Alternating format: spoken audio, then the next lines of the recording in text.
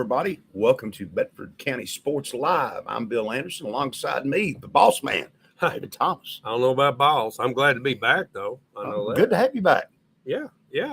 Big night of high school football last night. Yeah, and some other things happening this week. Thursday night, Harris Middle. We'll talk about that later. Let's go on and get to our high school teams. Well, let's talk community for a minute. They went up to Grundy County. They lost 37-18, but I see improvement. Oh, yeah. I mean, you've got going from other teams putting up 40, 50, 60 points now. Their defense looks like it might be getting better. Yep. And their offense, we saw, 28 points last week. Now we had up 18 this week. That's a good sign. So, guys, coaches out there, y'all keep digging, keep fighting. It's going to come around. And those freshmen and sophomores are fixing to be juniors. Yep. Be a big difference next year. And they're fighting and they're playing hard. And sometimes that's hard to do. And my hat's off to the kids out there and the coaching staff as well out of community. For sure. That's nice. For sure. Now, the bad news was Cascade goes up to Monterey last night. They lose 28-23, but they get themselves in a hole early. You're down 21-0. Yeah. Cascade does not have a first down until 5 minutes or 6 minutes into the second quarter left in this first half. Right. I think before they had a first down. Right. You get behind the 8 ball like that type of offense where you're going to grind it out. It's just tough to make a comeback. They missed a field goal, hit a field goal. They're down 21-3. Second half come out, things didn't go the way you wanted. I could get down 28-3. Then Cascade gets it, but doggone it, penalties. Yeah. They had a chance. They came back and actually outscored 23-7 down the stretch past that first quarter and a half. But the kids fought, came back. They lose 28-23. And that's a tough loss because, to me, Monterey's not as good as Watertown or Forest that you beat the previous 2 weeks. Yeah, I think that Jake would tell you, and he's talked about it on here, when we come out ready to play, it puts us in a good position. All right. But when you come out like they've done before in some of the earlier games and get behind, then you're in trouble. And what really hurt them last night is you're coming back, you're moving the football, and every time you turn around, procedure, holding, procedure. And when you're in a 2nd and 16, 2nd and 17, and a wing T offense that's not designed to throw, you're in a hole and you're in trouble, and you're down multiple scores. You get behind the sticks, and even at any level in football, you set yourself up for a 3 and out. Yeah, I mean, that's what you're setting yourself up. Unless you have just a bust-out play, you've got to have one of those, what do they call it, explosive plays somewhere in there to get ahead of the chains again. And those don't happen all the time. I know Cascade with Sawyer, they've had some long runs, but it sounds like this defense played pretty good. And they key on Sawyer more. That's who they were keying on. But tough loss for Cascade. The good news, if there is good news, this is not a region game. Right. So it doesn't hurt them in the region. Everything's still standing right here for Cascade. Let's just check out, David, some other scores. I found this one interesting. Cannon County 42, Cornersville 45. Right. That was I did not expect to see that score. I mean, that was a shootout. I mean, but I expected Cornersville to beat Cannon County by at least 2-3 touchdowns. Oh, I did too. I didn't see that one coming. And Fayetteville's been having a lot of trouble. They were 1-5 and upset Sequatchie County last night, 28-14. I know it. I was talking to Kenny Parker on the phone since he's leisurely laying around. He told me he was being lazy in Green Bay, of all places. And that shocked him too. He was keeping up with the scores, and that was one that stood out. But Fayetteville's got that. We know that. And I think it's a fluke that they're 2-5 right now. Right. So I agree. So you look at that score and think, well, you look at the records and you say Fayetteville should have lost to Sequatchie County. But then you look at the athletes and you start thinking about, well, it's a fluke they're where they are. So maybe it's not, shouldn't be a shock. I believe Cascade still got to play Fayetteville. Yes, they do. That'll be a big ball game. Yeah, it will. Forest got beat to Gordonsville 31-7. Marion County coming up on Cascade's schedule, 28-6 over Tyner Academy out of Chattanooga. Right. Here was a surprise to me a little bit. Watertown that Cascade played, Giles County's a powerhouse. They are. 50-34. Yeah. Watertown obviously is pretty decent to keep that game that close.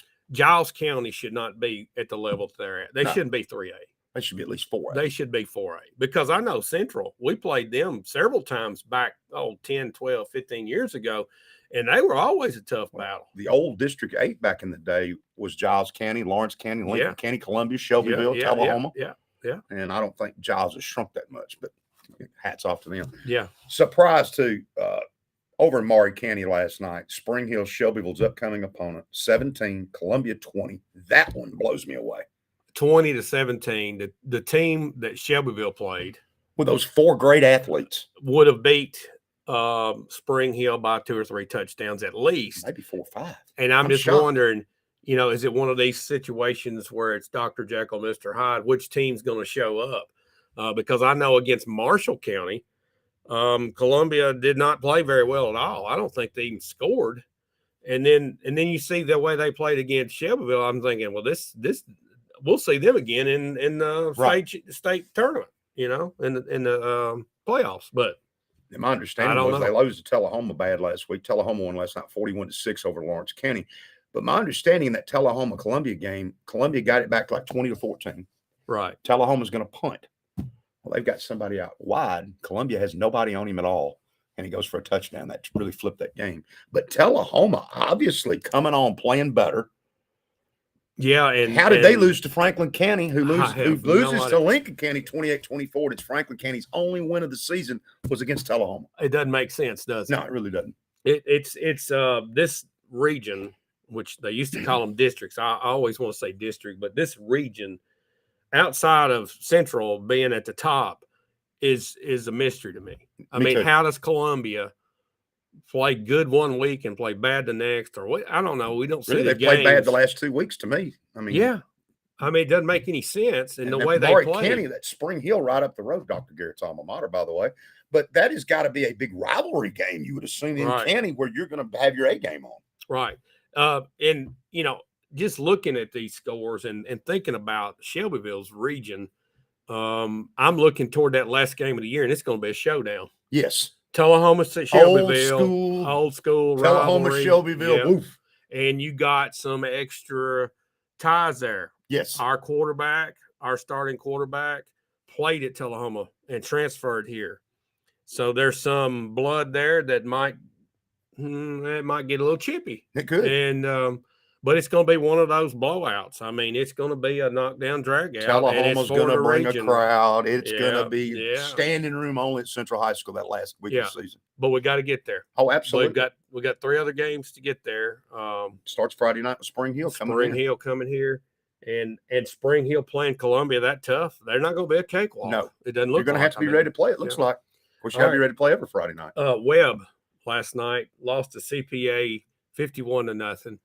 When I first saw that schedule this year, I know. Could have been 100. It's like CPA, this ain't even fair. This schedule is not even fair. And I mean, CPA could beat 6A teams. CPA is one of the best teams in the state of Tennessee. One of the best in the southeast. Yeah. Mention Marshall County real quick, then let's get to Harris. But Marshall County, like we were talking before the show, wins again last night. What was that score, David? 41-0. 41-0 over Creekwood. They got one loss this year to Central, to Shelbyville. Yeah, and now they're rolling. Yeah, they are. I didn't go to that Central Marshall County game, but I watched it on NFHS Network, which was hosted by the Marshall County guys, and they were talking about Shelbyville's ability to shut them down in that second half and the way we played in that second half. And it was not as close. I think it was 35-28, but they just tagged on one at the end. It was 35-21. So Central, I think they got something special going on, and I think they're even surprised by it. I think the kids now are starting to gain the confidence that they've needed. So I look for them to finish really strong. And I think that we're going to see Cascade. And defensively, to see the difference at Shelbyville from week one with that horrible tackling to now, you're able to really good open field tackling, really good pass rush. Right. I'm anxious to see how Jake gets the guys turned around for the shoot down the stretch with Cascade after taking this loss. They're 4-3. They're still in a good position in the region. If they just went on out. I'm anxious to see what kind of momentum they pick up. Marion County is going to be really tough. Yeah, they are. It's going to be rough. That is tough. But the expectation would be, I think, that Cascade can win the remainder of their games. Right. Up to the mark. Up to that one. Finish second in the region, hopefully. Right. You finish second in the region, you're still in a good position to make a run in the playoffs. But back to Shelbyville, that Tullahoma game now, the way it's shaping up, it would be, if everybody wins out, that it will be for the championship.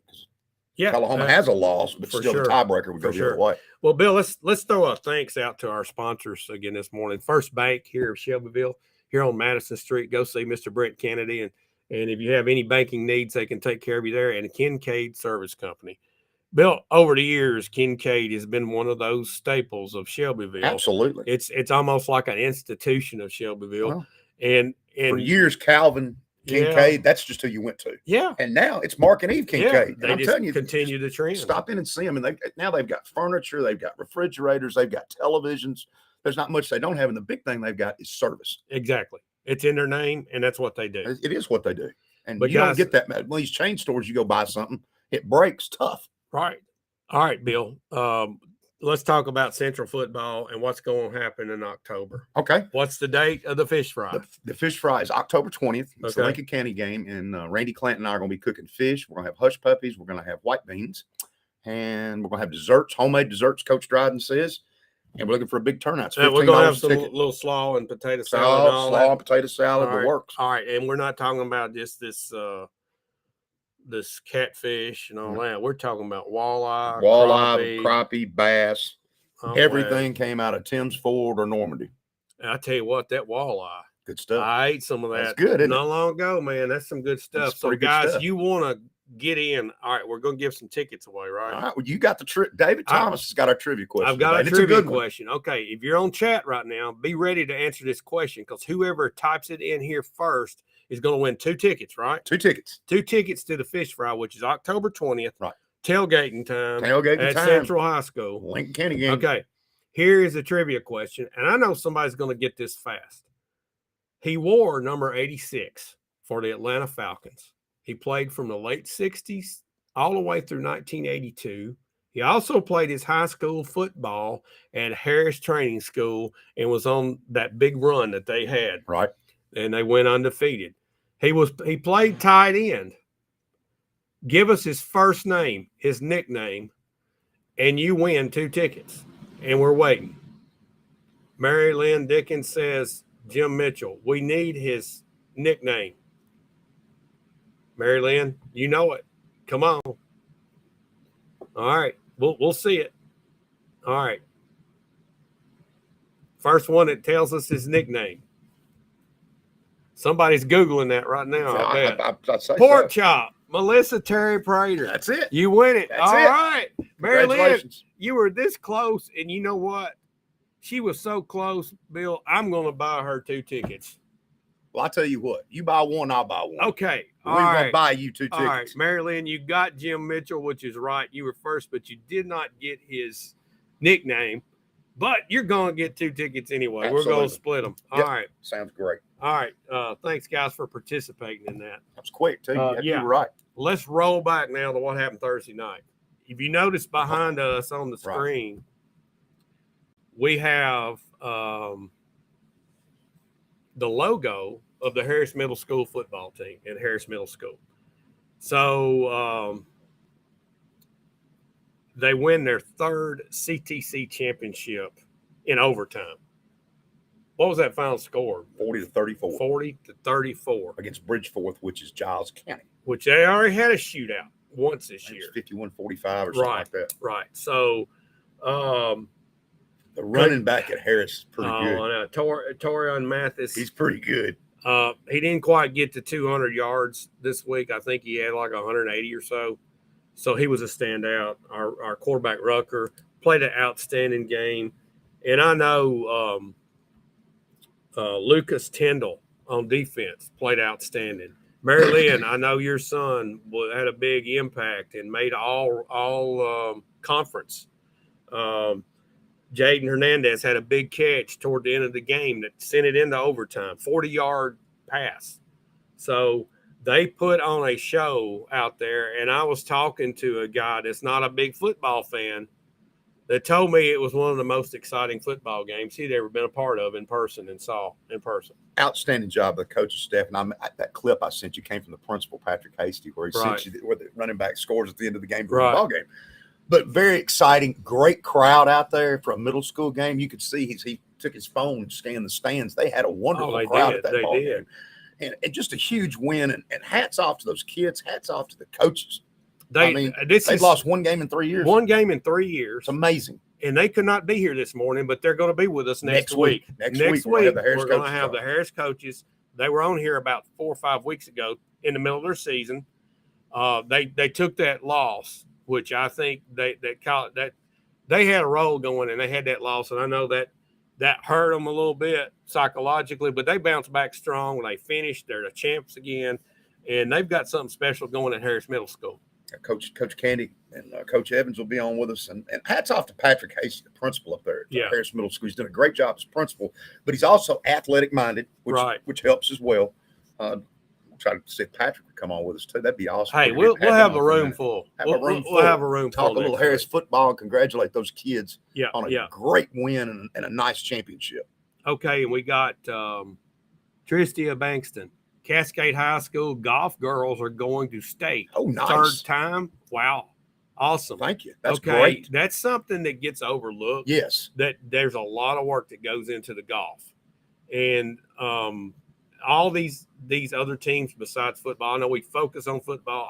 I get excited about football. Because we're football But you have got volleyball, you've got soccer, wrestling, you've got golf, you've got wrestling that's going to come up. It's a winter sport. Right. But you've got all these other, and basketball season is getting ready to get geared up. October brings on the start of basketball practice, track, all these different sports. We want to tennis. Yes, well, you just keep on going, but we want to give recognition. And if you're out there, I know the Harris Middle volleyball team has done well this past week. I posted some on Bedford County Sports.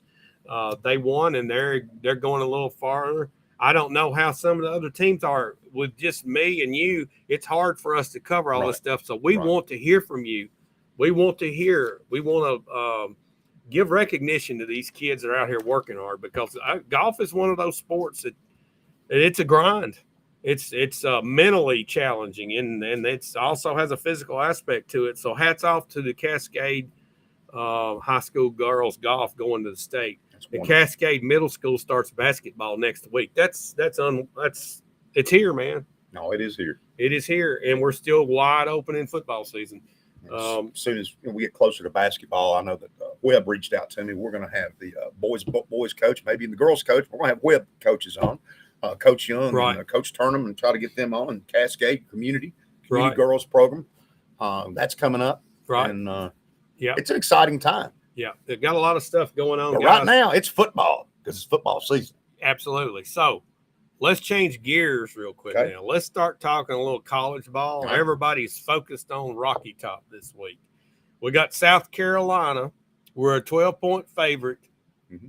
What are you thinking, Bill? I think the Vols are going to come out here. Here's my deal, David, and we're going to disagree, I think, on this one. South Carolina may have the worst defense in the SEC. Probably. I think Tennessee technically is the number 8 rushing team in America. Okay. What you saw last week is what has to happen. Your quarterback and Josh Heupel's offense has to run the football. You finally saw Joe Milton run the football. He had the 81, and he had some other runs. Right out of the gate. Now, I think Tennessee's ability to run the football, and they're better on defense than they were a year ago. Okay. Ritter can put up some points, but I think you're going to see a lot of points scored here. Like, I think Tennessee's going to be in the 40s, South Carolina in the high 20s. I think Tennessee's going to cover. You think they're going to cover a bunch of points? I'm going to say 42-28. Man, I don't want to make anybody mad, but I smell an upset coming. There's something in Rocky Top, black uniforms, night game. Get ready. You tell me about the black. Black is not our color. No, it's not. It's orange, man. Yep. What's up with the black? I don't understand it either. Are they celebrating Halloween tonight? I mean, you're having a blackout. Okay, I get it. I mean, a blue out. A lot of the high schools. The Titans used to do this. They have a code blue game. The code blue game. You don't have a code. Well, black why about a code orange game instead of a code black? Right, and go all orange. Just go orange. I don't see a problem with orange. Well, I think too, it's money. It's selling jerseys. Okay. It's selling. I think that's what some of this goes back to. All right. And some of it goes back to recruiting and wearing the different helmet. But would Alabama do this? Would Penn State do it? They wouldn't do black. No, I mean, would they even change their uniforms at all? Have you ever seen Alabama or Penn State? No. The Cleveland Browns? No. I mean, you're not going to see it. No. Well, I mean, it's all right. Nick Saban would never do that. No, he would. No way. Oregon started it. That's they where all did. this started with Oregon. Well, they had a different uniform every week. Every week they had something different. But that was Nike that was pushing that. It's about money. All right, that's what it's all about. goes back to money. All right, guys out here, UT fans, I know you're out there. What do you think about today's game? Does Tennessee win by 12 points or more? Do they win at all? Or is there going to be an upset? And if there is an upset, what's everybody going to think about Rocky Top? Is pressure going to start coming on Heupel? After last year, I don't see how you could. But I think our problem right now is Milton hadn't got in the groove yet. And your receiver play is not, you don't have Tillman, you don't have Hyatt, and those receivers have not caught the ball well either. There have been too many drops for Tennessee. Difference today is going to be defense, though. Tennessee's pass rush. Jeremy Bankston's coming in here talking about some individuals on the girls golf team for Cascade. Won the district championship for third year in a row. Then they won the region runner-up for the third year in a row. And I can't read my screen up here, Jeremy, but Tatiana Green, Anna Clanton advanced the state championship, go champions. Yes, somebody has already that's good. Posted that up there, but we want to recognize these individuals. Absolutely. Golf is one of those sports. It's tough. It's other tough. SEC games today. All right, who else we got? Alabama's at Mississippi State, favored by 14. I think that's part of. I'd pick Alabama on that one to cover that. You know, it's kind of a shame that Coach Leach passed away, and they've got that quarterback down there, and he changed the offense that made Mississippi State pretty good, and now they're pretty bad. Yeah. LSU goes to Ole Miss. The line's only 2.5. I see LSU pounding Ole Miss. I don't know, man.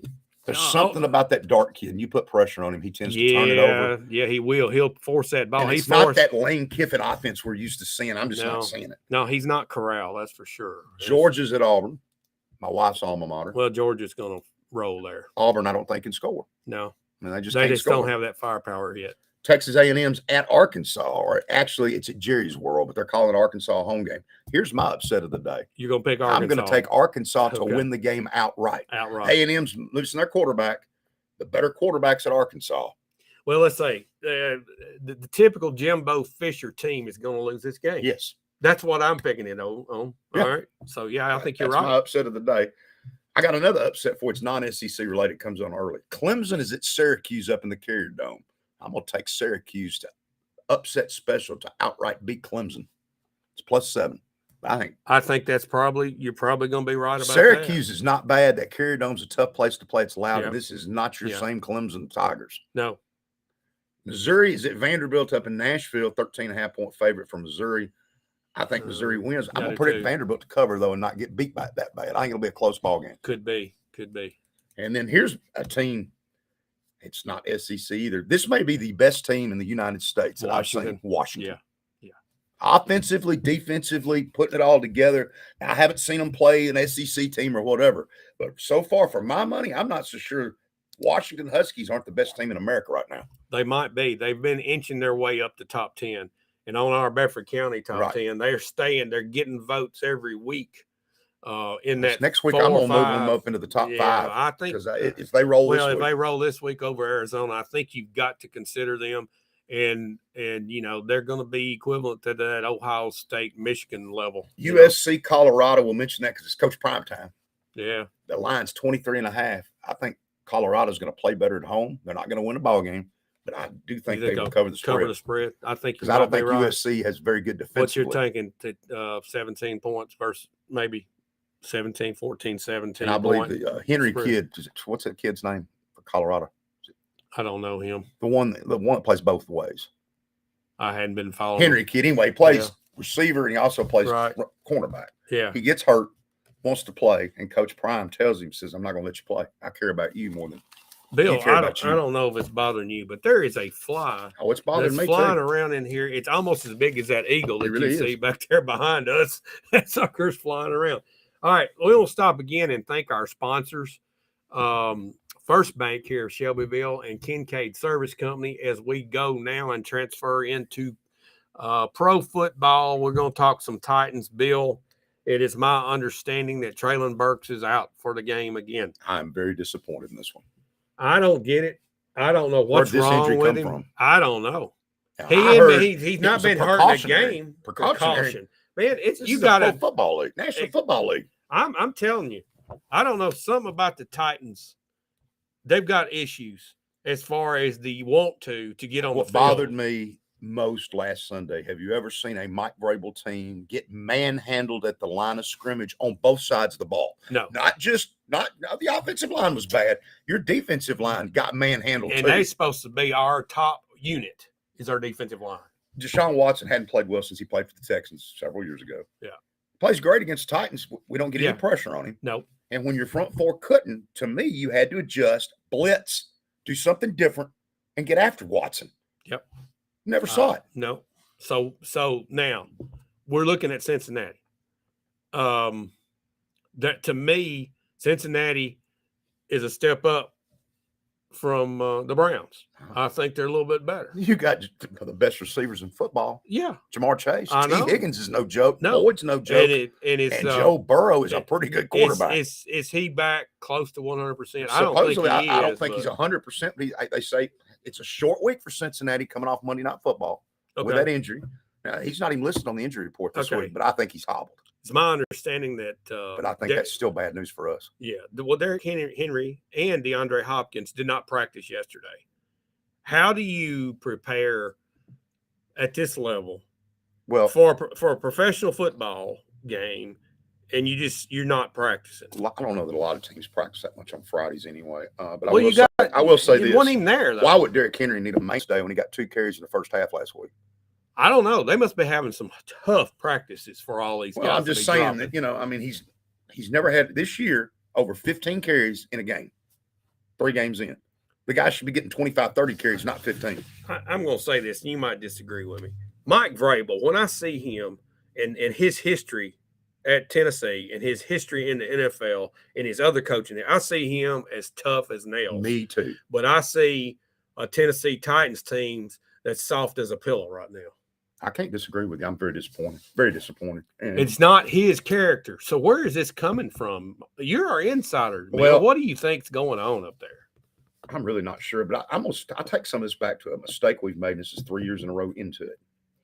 We come out and start slow all 3 years because we don't play in the preseason. Now, I heard the offensive coordinator on 104.5 make the comment, Mr. Kelly, and it's not play calls have been all bad, but he said that this is all new to us. And it's a work in progress because they've changed everything. Well, if that's the case, then you should have been out there in the preseason. Tell me about playing work in progress. Work in progress. The preseason's when you work that out, not the first game of the season. That's a lame excuse, and that's I thought it was too. That's not good.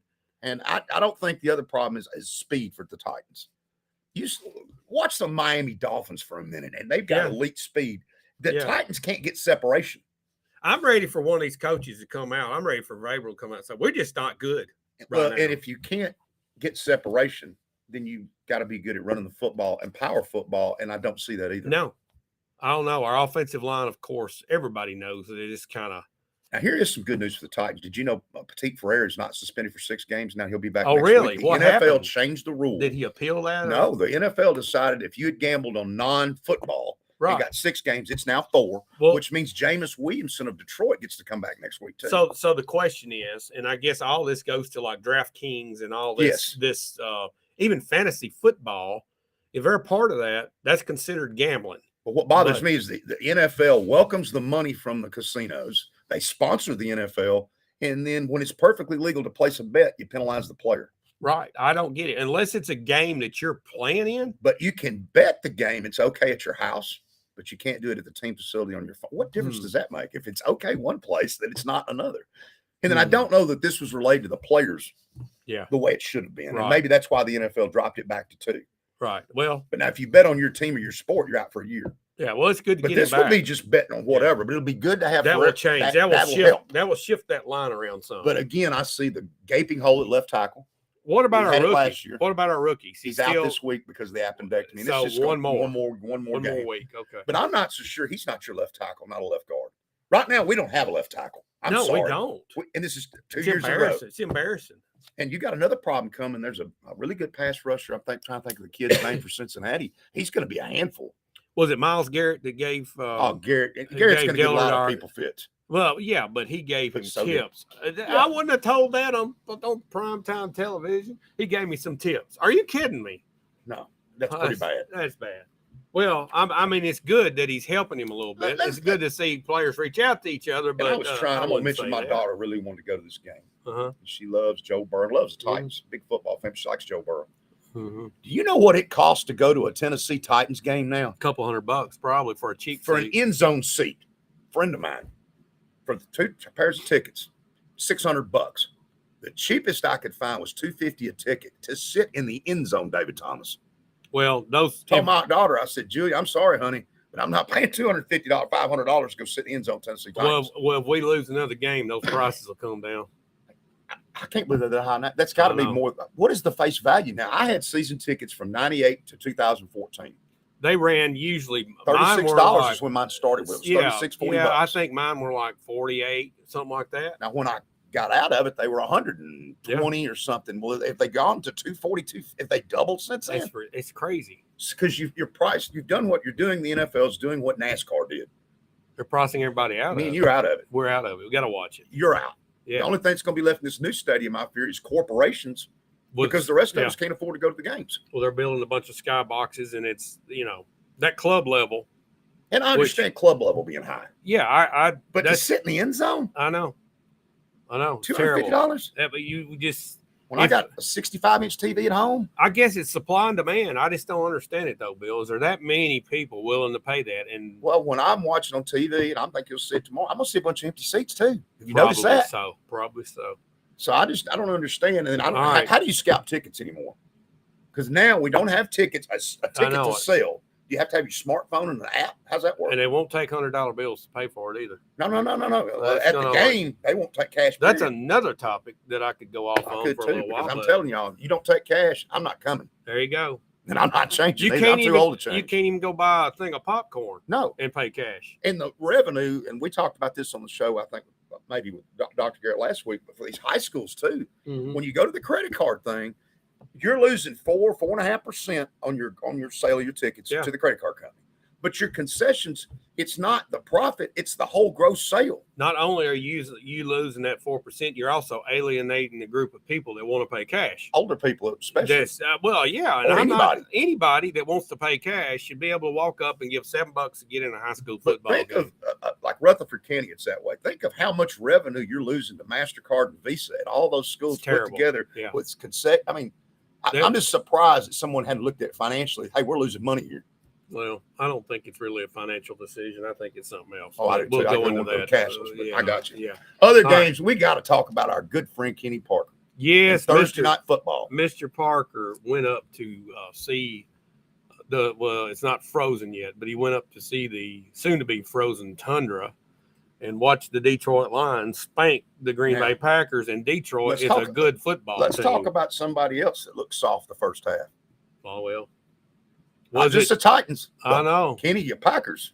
But was that more of Detroit just being way better than what everybody thinks they are? It's 2 weeks in a row. Green Bay's were awfully flat the first half. Can't score any points. That's 2 weeks in a row. Coming back. And I'm not sure if you don't knock the Saints quarterback out, you don't even come back and win that game, because they did knock him out in the third quarter. Had a nice comeback. You get in a hole right here, though, and Detroit just hit him in the mouth. Yeah. Hit him in the mouth on both sides of the ball. Both their lines are dominating. I mean, the offensive line, their defensive line, to me, that's where the game's won and lost, and they dominated Green Bay on both sides of the ball. And it got to where they could just run the football, didn't even have to throw it. Now Detroit's fixing to get Williams from Alabama back. Yeah. That's going to stretch that offense even more with St. Brown. Right. That rookie tight end looks good. Detroit, and this division's really bad. Yeah. Detroit's 3-1. The Bears are 0-3. The Vikings are 0-3, and Green Bay's 2-2. I think their running back Montgomery is one of the best in the NFL. And then I thought Gibbs was going to be big. It's Montgomery's the guy. But let me tell you something. By mid-season, maybe toward the end, those are going to be a tandem to watch. But defensively, wow. How much better is Detroit now than they were a year or two ago? They're completely different. Completely different. They don't look the same. Good in the secondary, good pass rush. They're going to win that division. That Aiden Hutchinson from Michigan, oh, man, he come off the edge. They have done a good job of putting that team together. You got a London game tomorrow, Jacksonville and Atlanta. That's at 8:30 in the morning. I think you got a stream. Here's another complaint I got. Where's that game on at, David? You got to stream it somewhere. What is it, Amazon Prime? I think this was Disney Plus. Disney Plus. then I think after this week goes back to NFL Network. It's just confusing to people streaming and all this. You can't mess. find some of these games. No, it's bad. But Jacksonville and Atlanta, the line's 3. I don't know what to make of Jacksonville. We thought they're really good. Do you think they're going to be? Houston goes to Jacksonville and puts it on them with a rookie quarterback. This division, the AFC South, it is, and it's puzzling. Who in the world is going to win it? Nobody. They're all trying to lose it. It looks like. But anyway, talk about Miami Buffalo.